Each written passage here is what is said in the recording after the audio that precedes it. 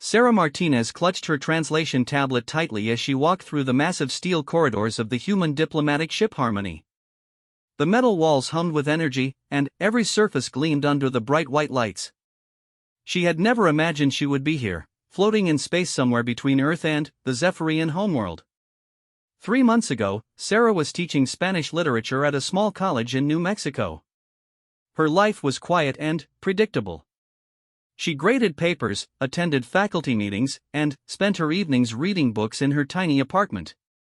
The only excitement in her routine came from the occasional video calls with her sister who lived in California. Everything changed when the aliens made contact.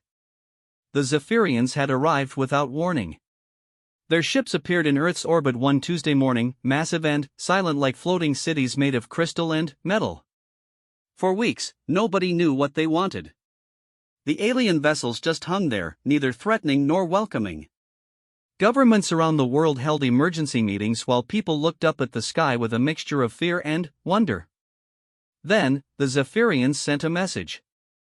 It was unlike anything humans had ever encountered. The communication came in the form of complex mathematical patterns that shifted and changed like living equations. Earth's best scientists and linguists worked around the clock to decode it, but they made little progress. Sarah's involvement began with a phone call that interrupted her Tuesday evening class on Don Quixote. The caller identified himself as Dr. James Chen from the United Nations Linguistic Division. He explained that they had analyzed Sarah's doctoral thesis on pattern recognition in ancient Mayan texts and believed her unique approach to decoding symbolic languages might help with the alien communication problem. "We need someone who can think outside conventional linguistic frameworks," Dr. Chen had said. "Your work suggests you might be able to see patterns that others miss." Sarah almost hung up, thinking it was a prank call. But something in the man's voice convinced her to listen. Within a week, she found herself on a plane to Geneva, then, on a shuttle to the orbital station where first contact preparations were taking place. The reality of working with alien languages proved more challenging than Sarah had imagined. The Zephyrian communication system wasn't just complex, it was completely alien. Where human languages relied on words and grammar, Zephyrian communication seemed to operate on multiple levels simultaneously. Mathematical concepts blended with emotional undertones and spatial relationships in ways that hurt to think about. Dr. Chen introduced Sarah to the rest of the translation team. There was Professor Williams, a linguistics expert from Oxford who had spent decades studying dead languages. Dr. Yuki Tanaka brought her expertise in quantum communication theory.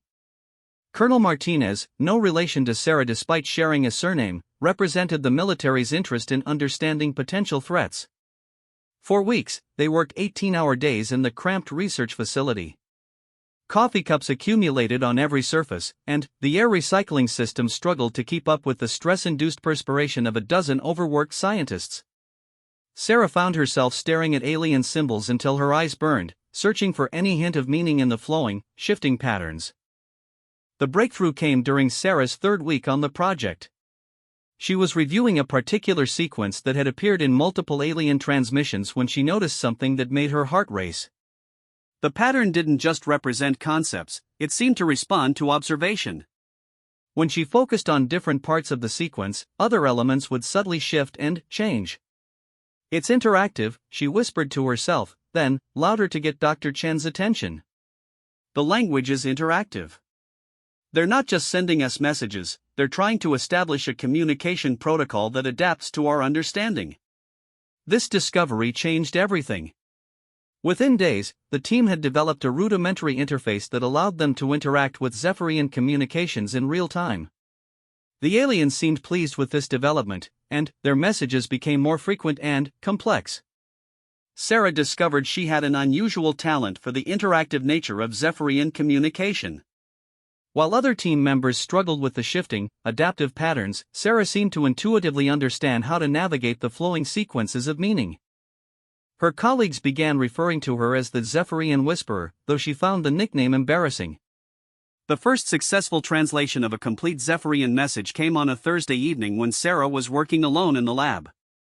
Most of the team had gone to dinner, but Sarah had stayed behind to work on a particularly complex sequence that had been bothering her for days. As she manipulated the interface, the alien symbols suddenly snapped into focus. Not visual focus, but conceptual clarity. She understood, for the first time, what the Zephyrians were actually saying. Greetings to the mathematical children of the third stone. We observe your growth patterns with interest approval. Communication bridge successful. Discuss negotiate future paths possible question. Sarah stared at the translated text for several minutes, her hands shaking. The Zephyrians were calling humans mathematical children, which suggested they saw humanity as a young but promising species. The reference to the third stone clearly meant Earth, the third planet from the Sun. They wanted to negotiate, which implied peaceful intentions. When Dr. Chen returned from dinner and saw Sarah's translation, he immediately contacted the UN Security Council. Within hours, plans were being made for humanity's first formal diplomatic contact with an alien species. Sarah found herself at the center of these historic preparations. Her ability to communicate with the Zephyrians made her essential to the process, despite her complete lack of diplomatic experience. The UN assembled a first contact team that included experienced diplomats, military advisors, scientists, and Sarah as the primary translator. The meeting was scheduled to take place aboard a neutral vessel, the diplomatic ship Harmony, which had been hastily constructed for this purpose. The ship would meet the Zephyrian delegation at a point roughly halfway between Earth and their nearest outpost. As Sarah walked through the ship's corridors on that first day, she tried to prepare herself for what lay ahead. She had studied every available piece of information about Zephyrian culture and communication, but she knew that actual face-to-face contact would be completely different from working with transmitted messages. The diplomatic team was small but carefully chosen. Ambassador Catherine Walsh would lead the negotiations, bringing 30 years of experience in international diplomacy. General Harrison provided military expertise and security oversight. Dr. Elizabeth Stone offered scientific consultation. Sarah's role was to facilitate communication and ensure that nothing was lost in translation. The ship's central conference room had been specially designed for the meeting. Human and alien environmental needs had been carefully balanced. The lighting could be adjusted across a broad spectrum, the atmosphere was precisely controlled, and the furniture could be reconfigured for beings of different physiological requirements. Sarah spent hours in that room, testing her translation equipment and familiarizing herself with the setup. She would be sitting at a special console that connected directly to the Zephyrian communication interface. Everything depended on her ability to accurately convey meaning between two completely different species. The night before the scheduled meeting, Sarah couldn't sleep. She paced her small quarters, reviewing Zephyrian grammar patterns and cultural notes. The weight of responsibility felt crushing. One misunderstood phrase could lead to diplomatic disaster. One translation error might be interpreted as an insult or threat. Dr. Chen found her in the observation deck at 3 a.m, staring out at the stars. Having second thoughts, he asked gently. I keep thinking about all the ways this could go wrong, Sarah admitted. What if I make a mistake? What if I misunderstand something critical? Sarah, you've demonstrated a natural ability to understand Zephyrian communication that none of us can match. Trust your instincts. The aliens specifically requested that you be present for these negotiations.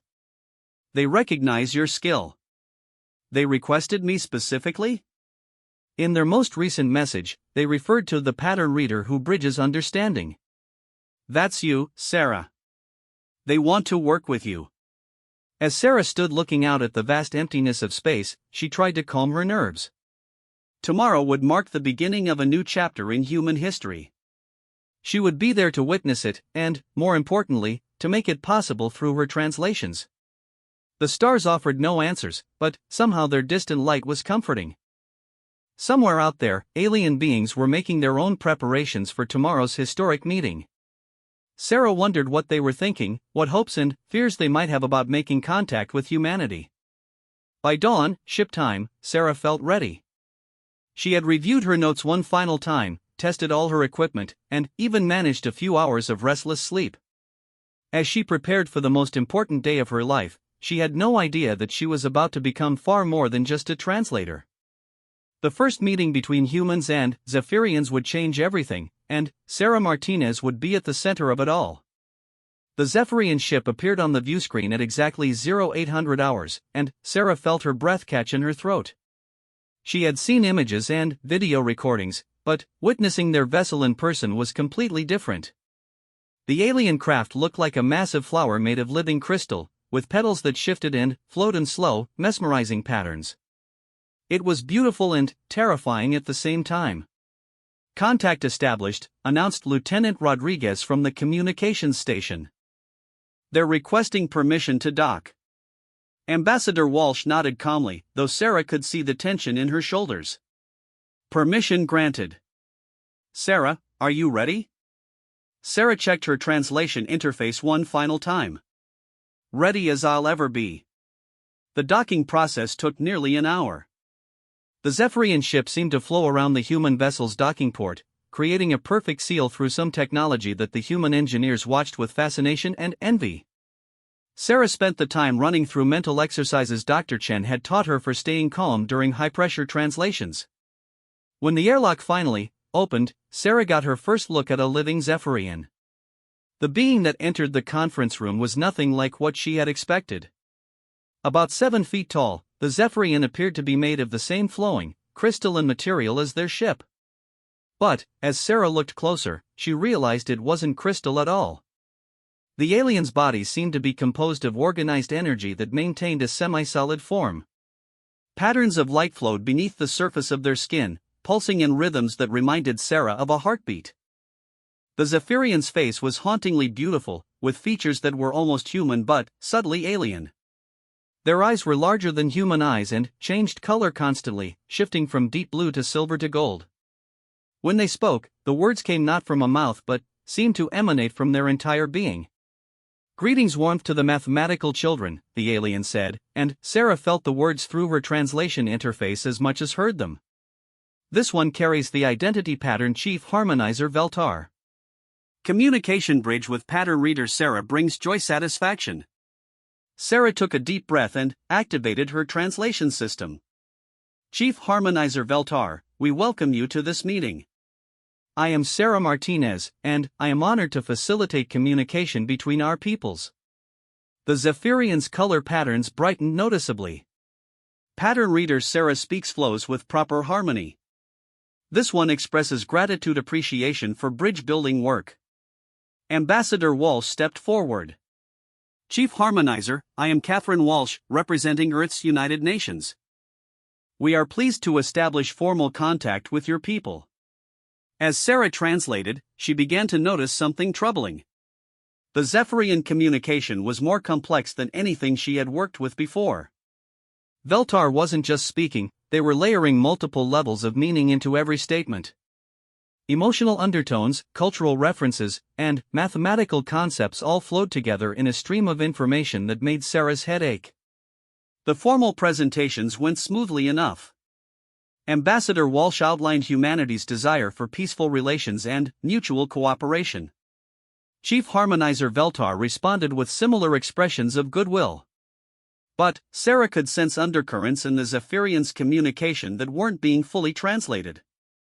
During a break in the formal proceedings, Sarah approached Dr. Chen. "There's something wrong with my translations," she whispered. "I'm missing huge amounts of information. They're communicating on levels I can't access." "What kind of information?" "I'm not sure. Emotional context, maybe?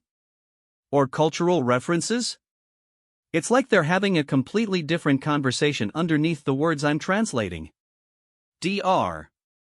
Chen frowned. "Can you pick up any of it?" "Fragments. I think they're evaluating us somehow. But not just our words. Our intentions, our potential, maybe even our worthiness." When the formal session resumed, things began to go wrong almost immediately. General Harrison asked about Zephyrian military capabilities, which Sarah dutifully translated. But Veltar's response came loaded with undertones that made Sarah's skin crawl. "Military force concepts bring confusion distress," Veltar replied. "Mathematical children show interest in destruction patterns rather than growth patterns.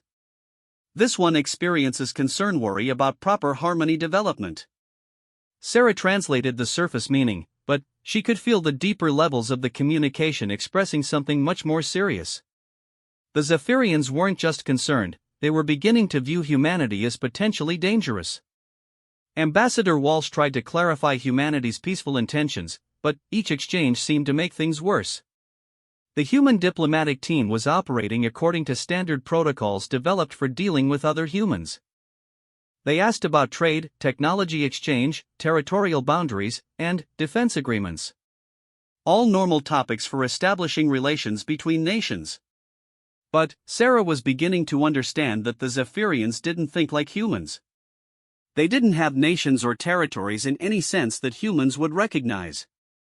Their entire culture seemed built around concepts of harmony and mathematical perfection that were completely alien to human political structures. "We would like to discuss the possibility of establishing trade relations," Ambassador Walsh said. "Perhaps we could exchange technologies that would benefit both our peoples." Sarah translated, but she could feel Veltar's growing dismay through the communication link. The response came back heavy with disappointment and something that felt like fear. "Trade exchange implies ownership concepts that create disharmony chaos," Veltar explained. Mathematical children seek to possess control rather than participate in universal flow patterns. This one questions whether proper communication bridge is possible. The meeting continued for several more hours, but Sarah could sense it was going badly. Every human attempt at standard diplomacy seemed to reinforce the Zephyrians' growing conviction that humanity was fundamentally incompatible with their way of thinking. During another break, General Harrison pulled Ambassador Walsh aside. "They're not taking us seriously," he said. "We need to show some strength, make it clear that we're not just some primitive species they can ignore." "I disagree," Dr. Stone interjected. "I think we're approaching this all wrong. They don't seem to understand concepts like ownership or territory. We need to find common ground." Ambassador Walsh looked to Sarah. "What's your assessment? Are we making progress?" Sarah hesitated. "I don't think we're understanding each other at all. They're not just confused by our diplomatic approach, they're starting to see us as a threat." "A threat? We've been nothing but peaceful." "That's not how they see it. To them, our entire way of thinking is dangerous. Our concepts of ownership, competition, individual achievement, all of it goes against their fundamental beliefs about how the universe should work." When the session resumed, things went from bad to worse. Veltar began asking pointed questions about human history, particularly about conflicts and wars. Sarah found herself translating discussions about World War II, the Cold War, and recent regional conflicts. With each historical example, she could feel the Zephyrians' alarm growing. "Mathematical children demonstrate pattern history of destruction chaos across time cycles," Veltar observed. "Growth potential exists, but corruption tendencies create danger risk for universal harmony. This one must consult with higher pattern authorities about proper response protocols." The formal tone of this statement made Sarah's blood run cold. She was beginning to understand that humanity was being evaluated, and they were failing the test. "Chief Harmonizer," Ambassador Walsh said, "humanity has learned from its mistakes. We've developed international laws, peacekeeping organizations, and diplomatic protocols specifically to prevent conflicts." Sarah translated, but she could feel Veltar's skepticism. The Zephyrians' response came loaded with what felt like pity and profound sadness. "Mathematical children show admirable intention patterns, but fundamental thinking structures remain unchanged. Ownership concepts, competition patterns, and individual dominance drives continue to create disharmony potential. Higher pattern authorities must evaluate whether mathematical children represent growth opportunity or contamination threat." The word contamination sent a chill through the entire human delegation. Sarah realized that humanity wasn't just being evaluated for diplomatic relations. They were being judged on whether they deserved to exist at all. As the first day of meetings concluded, Sarah felt exhausted and deeply worried. The Zephyrians were clearly more advanced than humanity, both technologically and, perhaps philosophically. If they decided that humans were a threat to their concept of universal harmony, Sarah had no idea what they might do about it. That evening, the human delegation held an emergency strategy session. General Harrison advocated for a stronger position, arguing that showing weakness would only encourage the aliens to take aggressive action. Ambassador Walsh preferred a more diplomatic approach, seeking to find compromises that would satisfy both species' concerns. Dr. Stone had been analyzing recordings of Veltar's communications. "I think they see us as children with dangerous toys," she said. "They're trying to decide whether we'll outgrow our destructive tendencies or whether we need to be contained." Sarah spent the evening reviewing every aspect of the day's communications, searching for any hint of how to bridge the growing gap between human and Zephyrian worldviews. She was beginning to realize that her role as translator might be the key to preventing a disaster that could destroy humanity. As she prepared for the second day of meetings, Sarah had no idea that she was about to discover the true extent of the Zephyrians' power, or that she would soon be faced with the most important decision in human history. Sarah woke up before dawn on the second day, her mind racing with fragments of alien communication patterns she had been processing in her dreams. Something was different about her connection to the Zephyrian language system. The patterns felt more familiar now, almost native, as if her brain was rewiring itself to accommodate their complex multi-layered communication style. She made her way to the ship's small observation deck with a cup of coffee, hoping to clear her thoughts before the day's crucial meetings. As she stared out at the stars, Sarah noticed something that made her heart skip a beat. There were more ships out there. Dozens of them. Maybe hundreds. The crystalline vessels hung in space like a vast fleet of deadly flowers, all pointed toward Earth. Sarah ran to the nearest communication panel and contacted the bridge. "Lieutenant Rodriguez, this is Sarah Martinez. Are you seeing what I'm seeing out here? We've been tracking them all night, ma'am. They started arriving about 2 hours ago. Admiral Walsh has been notified." Sarah's stomach dropped. This wasn't a diplomatic mission anymore. This was beginning to look like an invasion force. When the human delegation gathered for breakfast, the mood was grim. General Harrison was already in full military mode, discussing defensive strategies and evacuation protocols with his staff. Ambassador Walsh looked like she hadn't slept at all. "Sarah, we need to know what they're planning," Ambassador Walsh said. "Can you pick up any communications from the other ships?" Sarah activated her portable translation interface and tried to tune into the broader Zephyrian communication network. What she discovered made her blood run cold. The Zephyrians weren't just talking among themselves. They were conducting what could only be described as a trial. Humanity was being judged by a vast collective consciousness, and the evidence being presented was damning. Through her interface, Sarah could perceive fragments of the deliberations. Historical data about human conflicts, environmental destruction, and social inequality flowed through the alien communication network like a devastating prosecution argument. Every war, every genocide, every ecological disaster was being presented as evidence of humanity's fundamental unsuitability for continued existence. "They're not here to invade us," Sarah said quietly. "They're here to pass judgment on us. And I don't think the verdict is going well." Dr. Chen arrived just as Sarah finished explaining what she had discovered. His face was pale. "Sarah, we've detected massive energy buildups in the alien fleet. Our best guess is that they're charging some kind of weapon system." "Weapon?" General Harrison's voice was sharp. "What kind of weapon?" "We don't know. The energy signatures are unlike anything we've ever seen. If they're weapons, they're operating on principles we don't understand." Ambassador Walsh stood up slowly. "How long do we have?" "Unknown. Could be hours, could be days.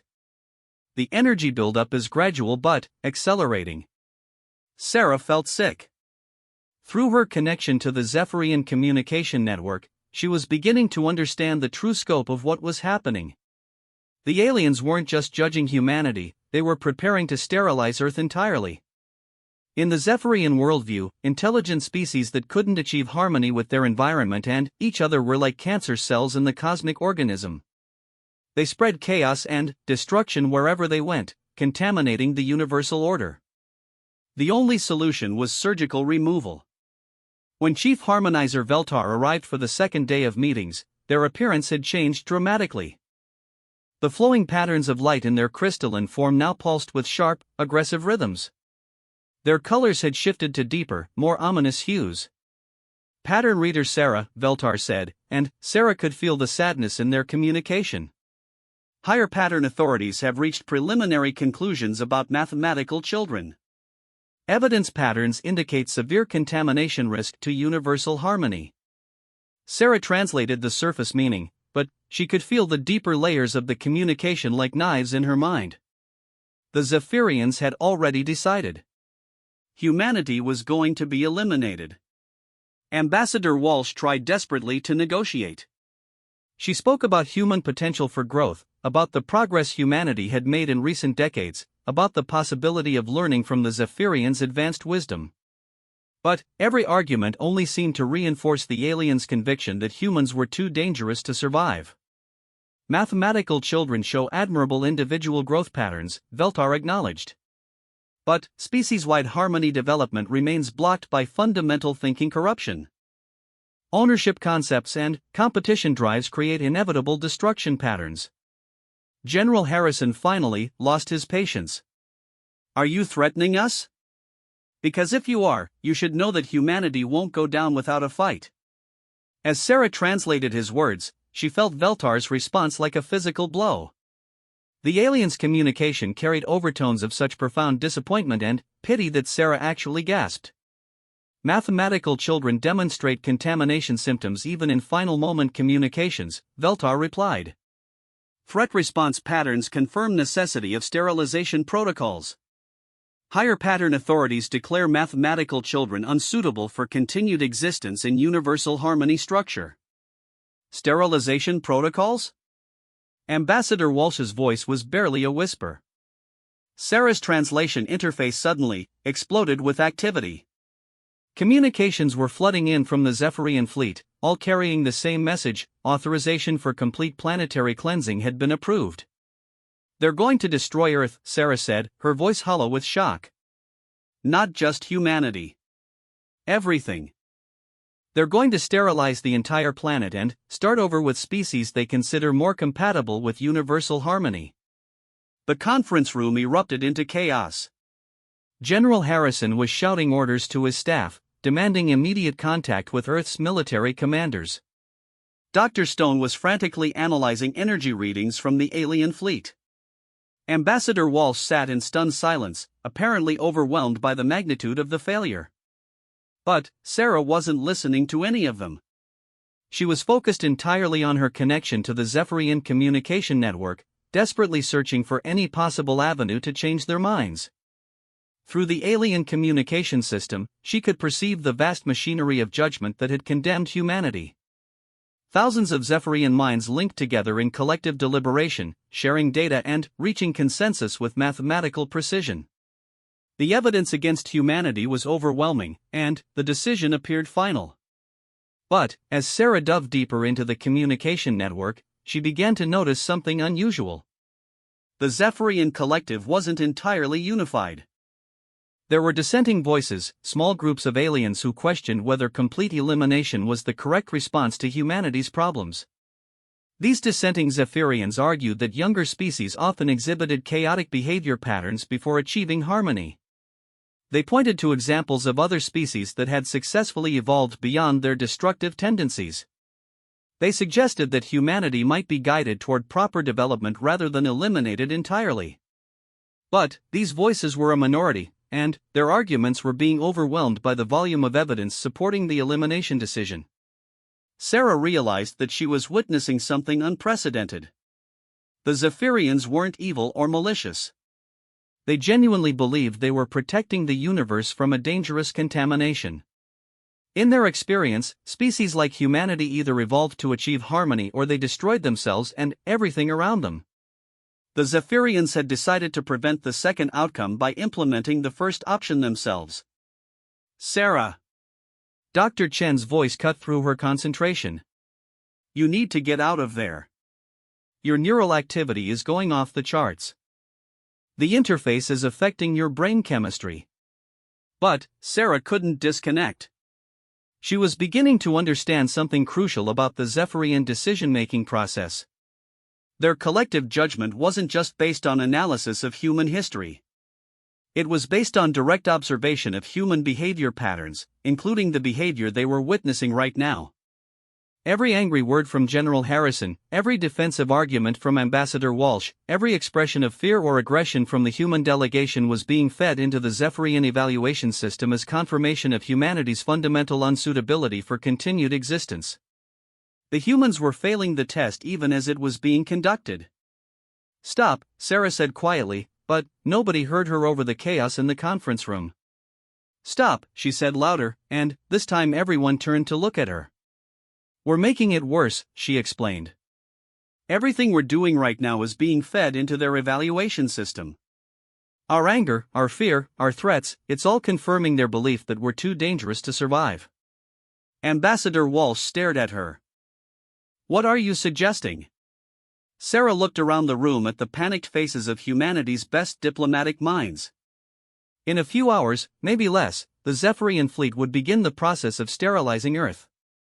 8 billion people would die, along with every other living thing on the planet. Unless Sarah could find a way to change the aliens' minds. "I need to go deeper into their communication network," Sarah said. "I need to understand exactly how their decision-making process works. Maybe I can find a way to present evidence that would change their verdict." "That's too dangerous," Dr. Chun protested. "The interface is already affecting your brain. If you go deeper, we might not be able to bring you back." Sarah looked out at the vast alien fleet hanging in space like death incarnate. "If I don't try, there won't be anything to come back to." As Sarah prepared to dive deeper into the alien consciousness than any human had ever gone, she had no idea that she was about to discover a power she never knew she possessed. A power that would allow her to do something far beyond translation. A power that would let her reach into the heart of the Zephyrian collective and change their minds with a single, perfectly crafted command. Sarah closed her eyes and opened her mind completely to the Zephyrian communication network. The experience was unlike anything she had ever imagined. Instead of translating words or concepts, she found herself flowing through streams of pure consciousness, riding currents of mathematical thought that spanned the entire alien fleet. She could perceive thousands of individual Zephyrian minds, each one a node in a vast collective intelligence. Their thoughts moved like music, harmonizing in complex patterns that created meaning far beyond what any individual mind could achieve. It was beautiful and terrifying at the same time. But, as Sarah moved deeper into the network, she began to feel the weight of their judgment pressing down on her consciousness like a physical force. The evidence against humanity was overwhelming, presented in mathematical proofs that felt as solid and undeniable as natural laws. Humanity's history of warfare, environmental destruction, and social inequality was laid out in precise detail. Every genocide was documented, every species driven to extinction was catalogued, every act of cruelty and violence was preserved in crystalline clarity. From the Zephyrian perspective, humanity was a disease that would spread chaos throughout the galaxy if left unchecked. Sarah felt herself beginning to agree with their conclusion. Faced with the mathematical certainty of the Zephyrian evidence, humanity's flaws seemed insurmountable. Maybe the aliens were right. Maybe her species was too fundamentally broken to deserve continued existence. But, as Sarah sank deeper into despair, she suddenly encountered something unexpected. Hidden within the vast streams of collective consciousness were individual voices, small pockets of doubt and uncertainty that the majority had overlooked. These dissenting Zephyrians weren't arguing for humanity based on emotion or sentiment. They were presenting mathematical models that suggested alternative outcomes. Their calculations showed that younger species often exhibited chaotic behavior patterns before achieving stability. They argued that elimination was premature and that guidance might produce better results than destruction. Sarah followed these dissenting threads deeper into the collective and gradually began to understand the true nature of Zephyrian decision-making. Their collective consciousness wasn't just a democracy of minds, it was a complex system that required not just majority agreement, but mathematical proof of correctness. The decision to eliminate humanity had been reached through a process that was essentially a vast mathematical proof. The evidence had been presented, the calculations had been performed, and the conclusion had been reached with scientific certainty.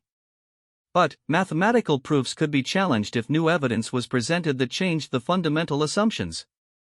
Sarah realized that she wasn't just connected to the Zephyrian communication network, she was actually inside their collective consciousness. Her human mind was operating as a node within their decision-making system. And, as a node in the system, she had the ability to present evidence and arguments just like any Zephyrian. But what evidence could she present that would be powerful enough to overturn a decision supported by thousands of years of human history? As Sarah pondered this question, she began to notice something remarkable happening in the streams of consciousness around her. Her presence in the network was creating ripples and distortions that the Zephyrians found fascinating. They had never encountered a mind quite like hers before. Human consciousness, Sarah realized, was fundamentally different from Zephyrian consciousness in ways that the aliens found both disturbing and intriguing. Where Zephyrian minds operated through collective harmony, human minds were chaotic, individual, and unpredictable. But this chaos wasn't just destructive, it was also creative in ways that the Zephyrians couldn't achieve. Sarah began to understand that the Zephyrians' evaluation of humanity was based on a fundamental misunderstanding. They were judging humans by Zephyrian standards, looking for harmony and mathematical perfection. But humanity's strength wasn't harmony, it was diversity, creativity, and the ability to adapt and grow through conflict and struggle.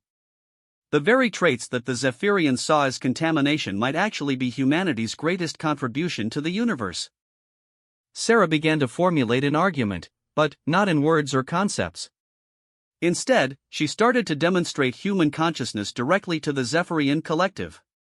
She opened her memories and let them flow into the network: childhood laughter with her sister, the joy of discovering a new book, the satisfaction of helping a struggling student understand a difficult concept.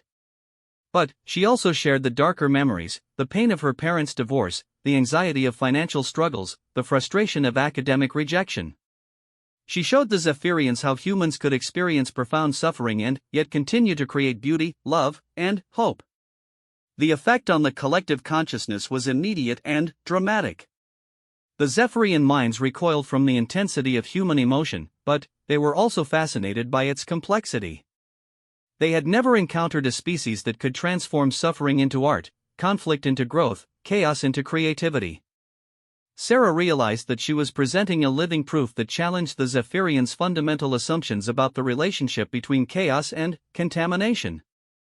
She was demonstrating that chaos wasn't just destructive, it could also be a source of unprecedented creative potential. But, even as the collective consciousness grappled with this new information, Sarah could feel the sterilization protocols continuing to advance. The weapons systems on the alien fleet were nearly fully charged, and the countdown to Earth's destruction was proceeding inexorably. Sarah needed to do more than just present evidence. She needed to fundamentally alter the Zephyrian decision-making process itself. Drawing on her deepest understanding of Zephyrian communication patterns, Sarah began to craft something that had never existed before: a hybrid human-Zephyrian thoughtform that could operate within the collective consciousness while retaining the essential characteristics of human creativity. It was incredibly difficult. Sarah had to think in mathematical harmonies while maintaining human emotional complexity. She had to present logical arguments while preserving the essential chaos that made human consciousness unique.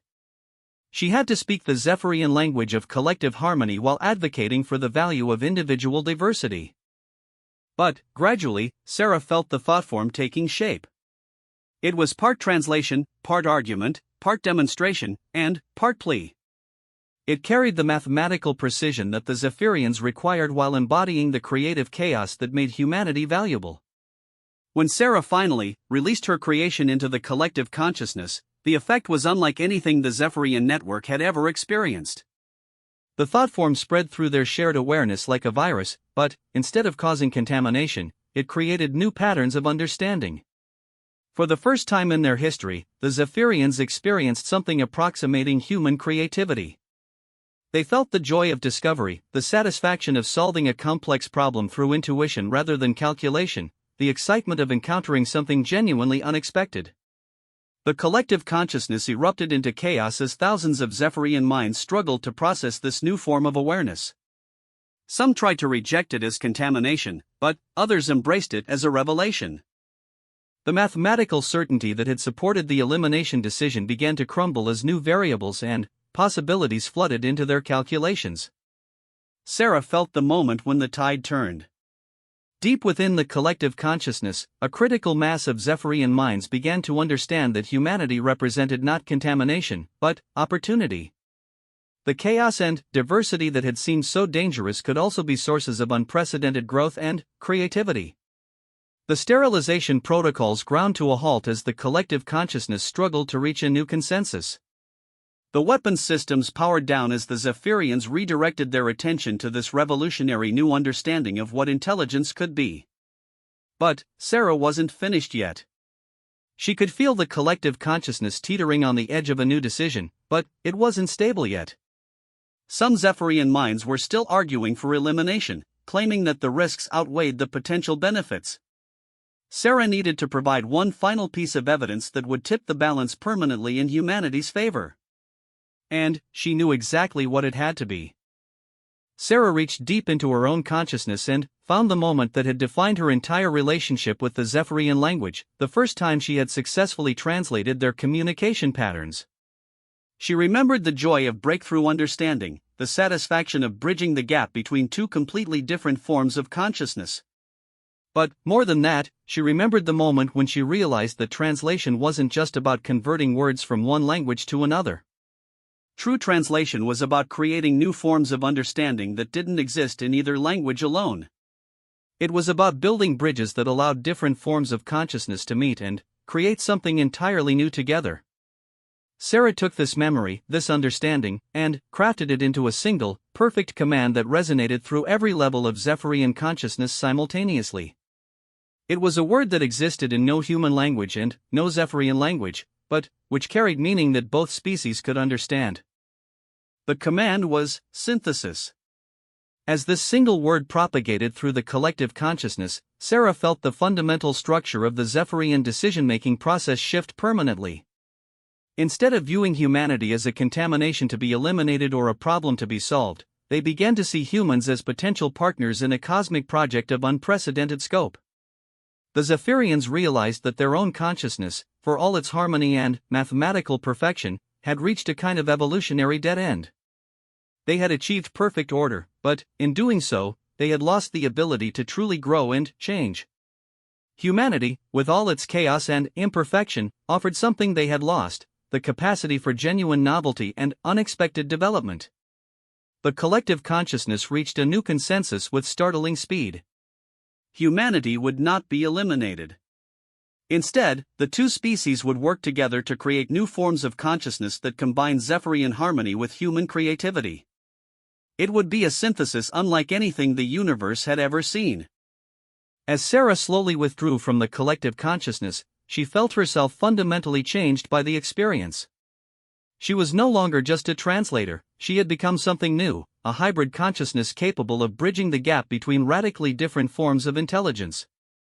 Chief Harmonizer Veltar's appearance had changed again when Sarah opened her eyes. The crystalline being now pulsed with new patterns of light that seemed to incorporate elements of human neural activity. Their colors were brighter, more dynamic, more alive than anything Sarah had seen before. "Pattern reader Sarah," Veltar said, and their communication carried harmonics of joy and excitement that Sarah had never felt from a Zephyrian before. Synthesis command creates new understanding possibilities beyond previous calculation limits. Collective consciousness experiences gratitude amazement for gift offering of human creativity patterns.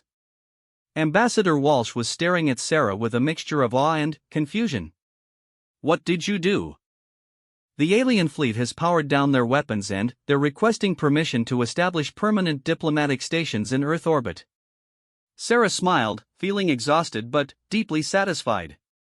"I taught them that translation isn't just about converting languages. It's about creating new forms of understanding that didn't exist before. And, sometimes, when you create something truly new, you discover that what you thought was a problem was actually the solution you'd been looking for all along." In the days that followed, humanity learned that they had narrowly avoided extinction by demonstrating their greatest strength, the ability to transform chaos into creativity, conflict into growth, and difference into synthesis. The war that had never quite begun had ended not with weapons, but with a single word that had bridged the gap between two completely different forms of consciousness. Sarah Martinez had gone into space as a translator, but she had returned as something far more important, the architect of a new form of interstellar civilization based not on conquest or domination, but on the endless creative potential that emerges when radically different minds learn to work together. And it had all started with one young woman who understood that the most powerful translations don't just convert words from one language to another. They create entirely new ways of thinking that allow different forms of consciousness to meet, understand each other, and build something beautiful together.